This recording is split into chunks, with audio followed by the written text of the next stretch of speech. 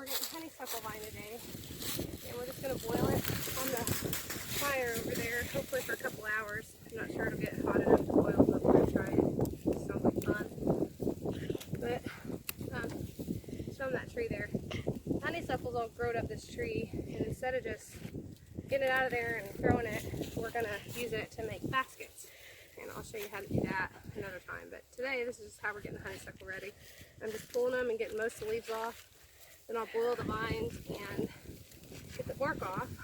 You boil it for a couple hours and get the bark off. And then after that, you can work with it right then, or you can go ahead and just wind it up and let it dry and store it and use it whenever you want by just soaking it for maybe 20, 30 minutes, something like that, in like really hot water. So, okay. Alright, so here's where we are. Starting some taters for dinner. I set my tripod leg down right into the pane of it and busted my foil. So the kids are going to get me another piece of foil to get over the top of that. To get that going, because we're going to be down here a while, but our pot's not really boiling, but it is very hot. And honestly, I think officially you're supposed to boil your willow, or not willow, your honeysuckle for like 2 to 3 hours initially and debark it and then store it. But I've done it before where it was just like just to the point of almost boiling for a couple hours because I just didn't stay on it and it was fine. So I think we well, look, I just saw a bubble. I think another couple hours of this would be just fine, honestly.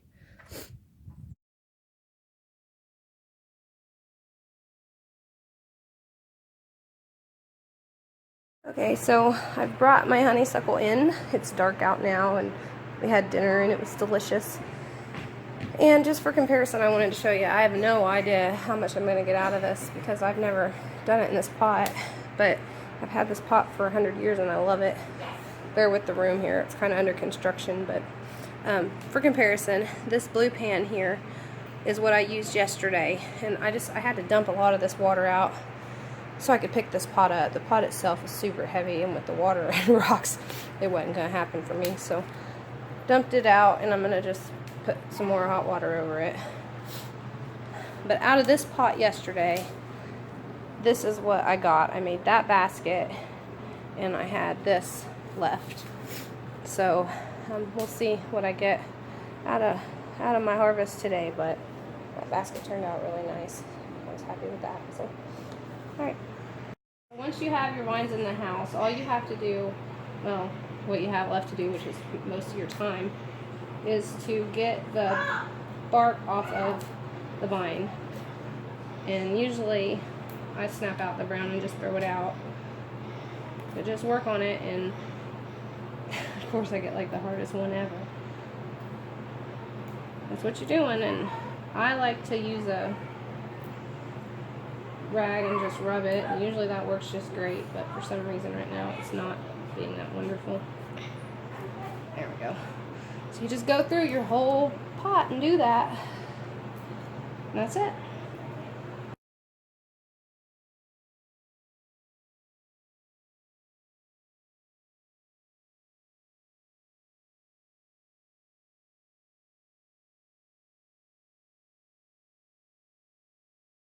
I want to show you something that happened that I did not expect. Because I'm trying to show you how to do this, I figure I'm going to show you what's got me baffled right now and kind of what I've come up with. I have always, in the past, this is what I've come up with. This is a huge vine, and this vine actually is off of what I showed you. It's a huge vine, and it's stripped down, clean, and beautiful white, and that is what I would expect to see. And actually, a lot of these pieces are from that, and they turned out beautifully, or what I was expecting. I'm not going to say that the next isn't beautiful, it's just not what I expected. So what ended up happening was, it was like 3 in the morning before I actually got the vine to where I mostly had it stripped. And I thought that I had it, but it just wasn't cleaning off like I wanted. So to start with, I am going to say that I probably should have boiled it, like rapidly boiled it longer. I usually go by this book. This book is my favorite book ever in the history of the planet. It is called Back to Basics, and Reader's Digest put it back, I don't know, 100,000 years ago. But I found a copy for free at our reuse store, and it has been the greatest thing ever. It's inspired so much for me. So if you ever see a copy of this book, again, look at it again. If you ever see it, go ahead and pick it up, because even if you don't learn every skill in the book and do things like it says, it will inspire a lot in you. And it certainly has for me. But I originally made my first basket off of these instructions in this picture. Or loosely, I guess, off of these instructions in this picture. And I followed the prep from this chart. And this chart says to gather 1 to 2 year old vines in late fall to early spring, boil them for 3 to 4 hours, and rub briskly with a towel to remove the bark, and then you can coil them up or whatever. But when you're ready to use them, soak them for 20 minutes in lukewarm water. That's what it says. So boil 3 to 4 hours. Well, I didn't look at the instructions this time, and I'm thinking a couple hours, and I know I've done that before. And I've looked back online, and some people say an hour, some people say a couple hours, some people say just a half an hour to kill the bugs. And if you weren't trying to get all the bark off, I think half an hour probably would be sufficient to kill the bugs, but you're going to have bark coming off your basket as you're weaving it, and it's going to be a lot more rugged, which is fine if that's what you want. What I think I ended up doing, I had it in that huge aluminum stock pot, or it's not even a stock pot. I mean, that thing is giant. It's like, what, 2.5, 3 foot tall. It's huge. I don't know if the aluminum, like, set the color coming off the bark. Like, it almost acted like alum. I tried to look it up to figure this out. I don't see in here anywhere, there's a color chart for dyeing. I don't see honeysuckle as being used as a dye, but I did find one where the berries of the honeysuckle were used as a dye. And with alum as a mordant, it created both a green and a brown color. So I'm not sure if having it in that water for so long literally dyed my vines, and the alum literally set it, but I could not get that off of there. Like, I couldn't. And I can take my thumbnail and I can scrape it and it comes off, but I worked on that basket for a full like 20 hours. I am not kidding, because every single vine I scraped and scraped and scraped trying to get it cleaned up. And honestly, I love it the way it is. I think I told my mom, like, it's a difference that this guy's like not, you know, it was made out of wild vines, but they're pretty close to the house. It's something I drive by daily, or, you know, see daily on the way to feed the dogs or whatever. And these vines came from down over the hill, what we consider down over the hill, and like around the campground. And to me, that's like just a more wild area than the outskirts of our yard. And so I expected it to not want to be a perfect basket. I expected it to have a lot more character and just wildness about it. And boy, did it. It just basically told me, like, it's going to be what it wants to be. And it's going to be whatever color it wants to be. And I got some really crazy color combinations. And some of this, I mean, it is like in the vine, that color is. And I think that I inadvertently dyed the vines, and the alum set it.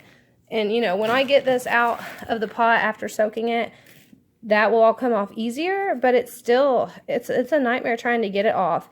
And what I think will end up happening with this vine, I think I will soak it and use it, and there'll be parts of it get scraped off as I weave, but it's going to go to be a vine like this.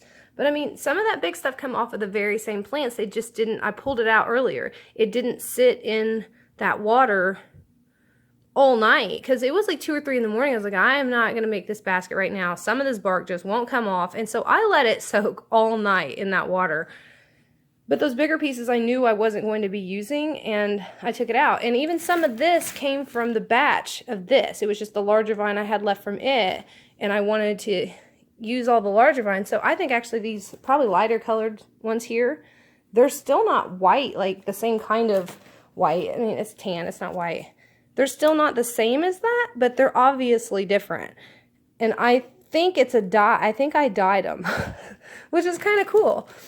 But it is honeysuckle. I started second guessing myself. I went down and looked, and at the very least, that largest is trumpet vine, which is still honeysuckle. It's just a different variety of honeysuckle.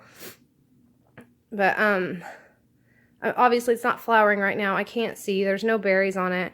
There's nothing I can see, but except for like the leaves, because it is, you know, at least semi-evergreen, if not evergreen. It's alive still right now, and there are leaves in clusters.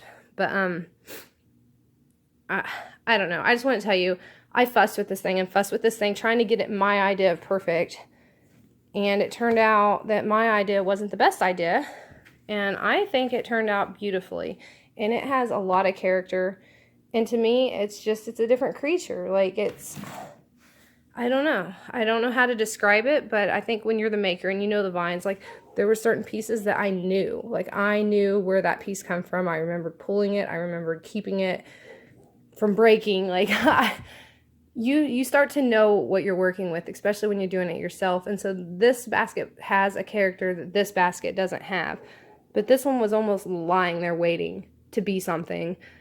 It didn't want to be evasive. It was just waiting for someone to see it. And this one, on the other hand, was doing its thing and happy with it, and kind of fought me a little bit. But it turned out to be beautiful. So I just wanted to share that it didn't turn out perfectly like I wanted, and what you end up with, it might be something that's not so bright white. It might be something that still has bits of that inner bark that just would not leave, and you might accidentally dye it green. So just so you know that who knows what's going to happen. Just be sure your vine, you certainly don't want to just go yanking stuff and whatever it is, because it might be poison ivy, and you might really be in trouble once you've soaked your arms in that, pulling vine out of that water and getting it, even gathering it. So yeah, know what you're getting, or try to. But I tell you, the best way to be disappointed is to expect something to start with. So don't.